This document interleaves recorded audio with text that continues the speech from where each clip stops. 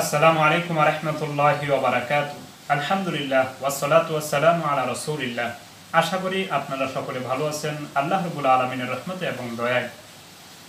একমাত্র নবী রাসূলগণ বাদে বাকি সকল লোকের মাধ্যমেই কিছু না কিছু পাপের কাজ হয়ে যায়, গুনার কাজ হয়ে যায়।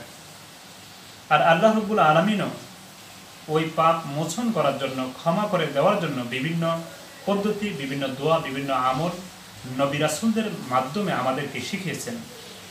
আমাদের নবী হযরত মুহাম্মদ মুস্তাফা সাল্লাল্লাহু আলাইহি ওয়াসাল্লাম বিভিন্ন দোয়া শিখিয়েছেন, আমল শিখিয়েছেন, যেগুলি করলে স্বয়ংক্রিয়ভাবে গুনাহ মাফ হয়ে যায়, যাহা বিভিন্ন হাদিসের মধ্যে এসেছে।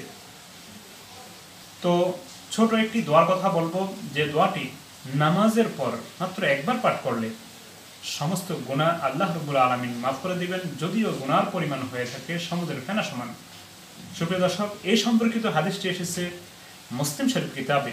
হাদিসটি বর্ণনা করেছেন হযরত আবু হুরায়রা রাদিয়াল্লাহু আনহু। তিনি বলেন, নবী করিম সাল্লাল্লাহু আলাইহি ওয়াসাল্লাম বলেছেন, যদি কোনো ব্যক্তি নামাজের সালাম ফিরানোর পর অর্থাৎ নামাজ শেষ করে ৩৩ বার সুবহানাল্লাহ, ৩৩ বার আলহামদুলিল্লাহ, ৩৩ বার আল্লাহু আকবার বলার পর ১০০ পূরণ করবে এই কালিমাটি দিয়ে, অর্থাৎ লা ইলাহা ইল্লাল্লাহু ওয়াহদাহু লা শারীকা লাহু লাহুল মুলকু ওয়া লাহুল হামদু ওয়া হুয়া আলা কুল্লি শাইইন কাদির, তাহলে আল্লাহ রাব্বুল আলামিন তার পূর্বের সমস্ত গুনাহ মাফ করে দিবেন, যদিও এই গুনাহর পরিমাণ হয়ে থাকে সমুদ্রের ফেনা সমান।